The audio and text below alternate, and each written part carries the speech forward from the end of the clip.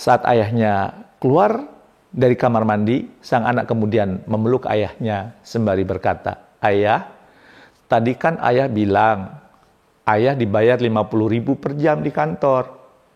Nah, selama ini aku sudah nabung dari uang jajanku dan sekarang aku sudah punya uang 50.000. Boleh dong, malam ini waktu ayah 1 jam aku beli 50.000. Aku ingin bermain sama ayah. Aku ingin bermanja-manja sama ayah. Aku kangen sama ayah.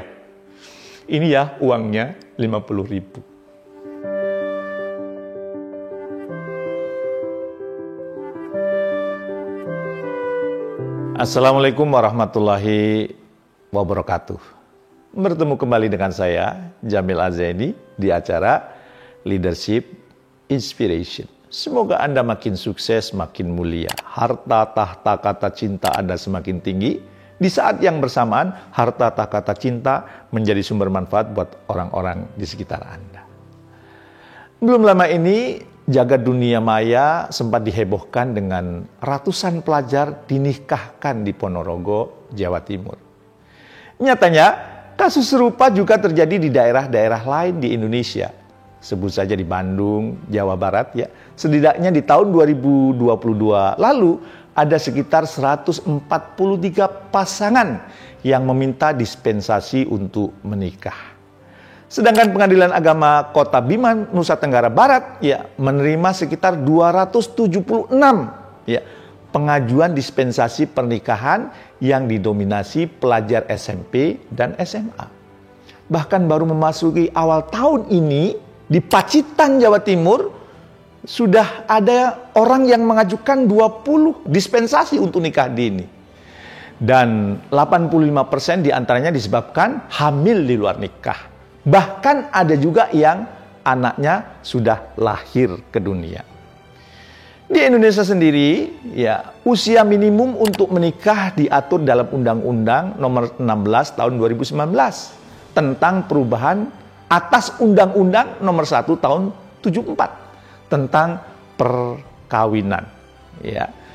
Di dalamnya disebutkan kalau usia minimum menikah yang baik buat lelaki atau perempuan adalah 19 tahun. Ditambah lagi kalau kedua mempelai belum sampai usia 21 tahun, ya harus ada izin dari orang tua. Di luar itu pernikahan dianggap tidak sah. Bagaimana kalau belum 19 tahun sudah ingin menikah dengan sah? Keduanya akan diadili ya dan harus membawa bukti yang sah yang menunjukkan adanya alasan mendesak untuk segera menikah. Celakanya, alasan mendesaknya di kasus yang sedang marak di sosial media ini adalah apa? Mereka menikah karena sudah hamil atau bahkan sudah melahirkan. Tentu ini bukan solusi atas permasalahan sosial yang terjadi. Bahkan apabila hal ini dijadikan solusi, kemungkinan jumlah pernikahan karena hamil duluan akan semakin meningkat, akan semakin banyak. Lantas apa dong solusinya? Ya. Nah, sebuah studi terbaru sekitar tahun 2021 menemukan bahwa yang menjadi faktor utama terjadinya pernikahan dini ialah kurangnya peran orang tua dalam berkomunikasi dengan anak. Studi lain menunjukkan 65% kegagalan anak disebabkan kurangnya komunikasi yang terjadi ya, atau yang terjalin di dalam keluarganya. Banyak orang tua yang merasa sudah berkomunikasi dengan baik dengan anaknya karena hampir setiap hari bertemu, hampir setiap hari mereka ngobrol dan bertanya. Tapi apakah anak merasa itu yang sangat ia butuhkan? Apakah komunikasi yang terjadi cukup efektif? Apakah benar sudah terjadi komunikasi? Jangan-jangan yang terjadi bukan obrolan, tetapi perintah, amarah, penghakiman, atau dengan kata lain hanya terjadi komunikasi satu arah, orang tua kepada anak, tidak dua arah, ya. orang tua anak, anak orang tua. Komunikasi ini menghasilkan bonding, connection, engagement. Maka saat di dalam keluarga tidak terjadi kedekatan secara emosi, menurut saya belum terjadi komunikasi di dalam keluarga tersebut.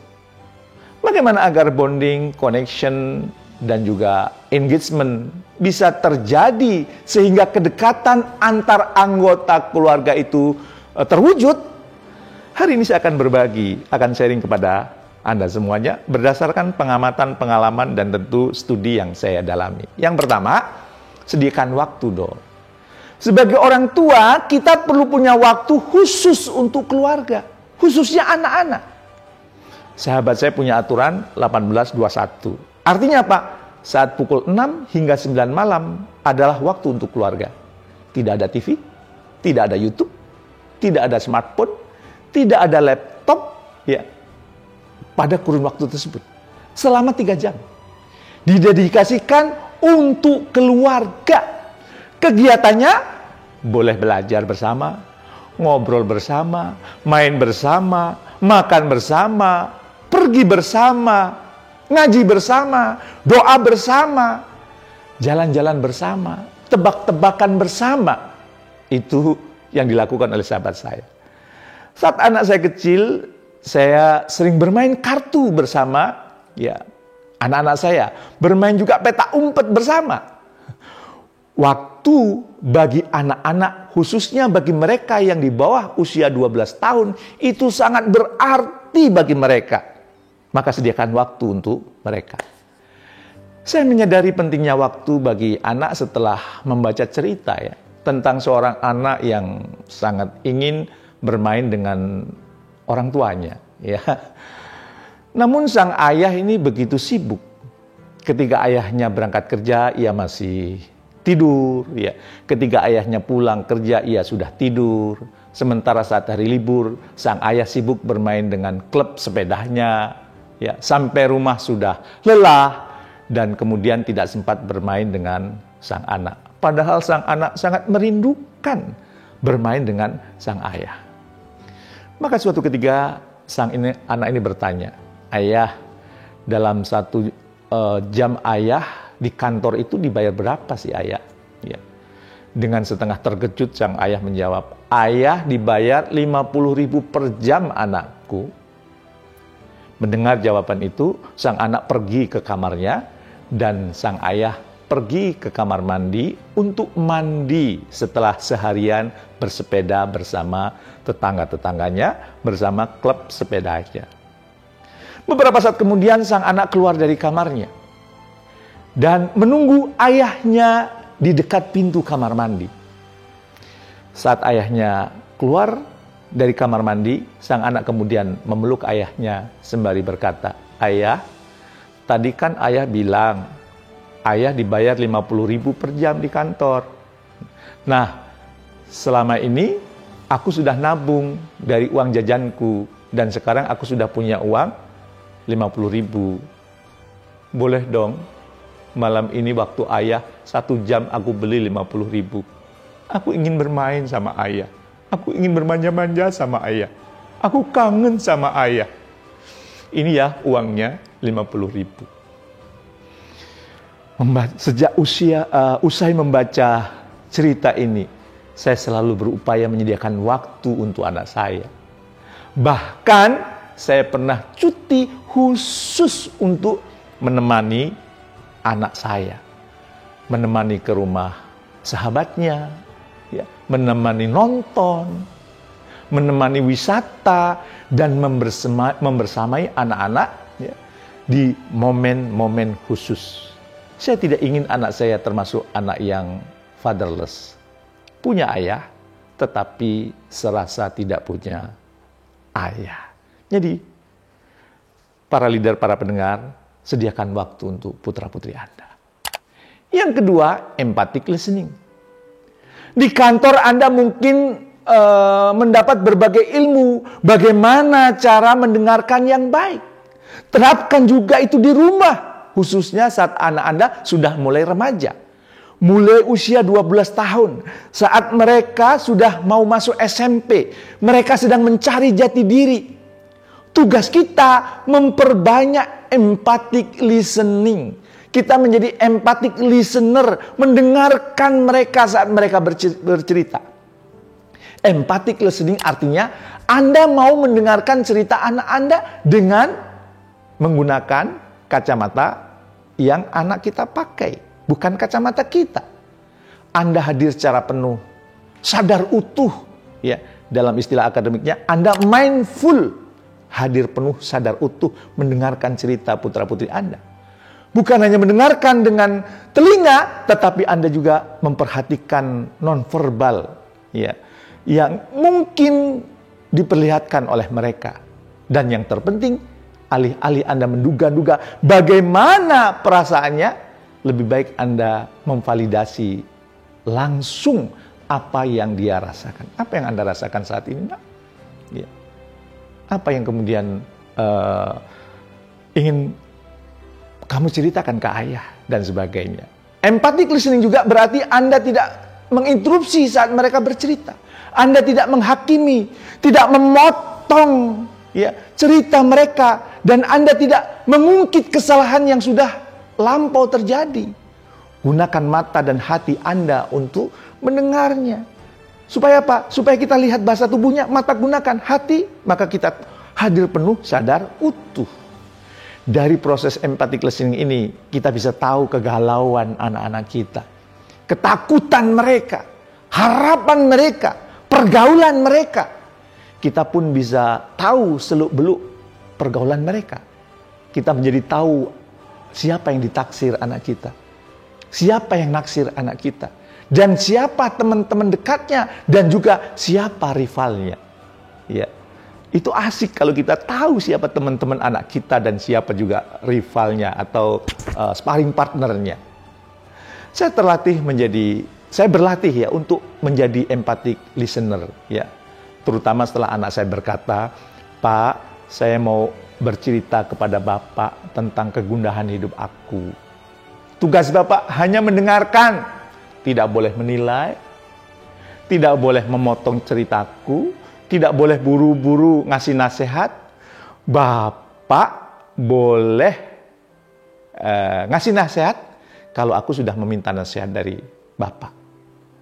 Sampai sekarang, saya lebih banyak mendengarkan saat anak saya bercerita. Sekali-kali saya mengajukan pertanyaan. Dan pertanyaan yang saya ajukan pun muncul dari proses mendengar. Nyambung, connect. Ya. Sehingga apa? Sehingga anak-anak kita tidak perlu bercerita ke tempat lain.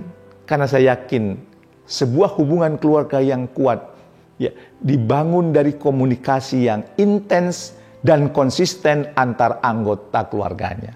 Dan untuk dapat membangunnya, Anda perlu mendedikasikan waktu dan mau berusaha menjadi empathic listener, pendengar yang baik bagi setiap anggota keluarga tanpa terkecuali. Dengan demikian, ada rasa memiliki yang terbangun, terutama antara anak dan orang tua.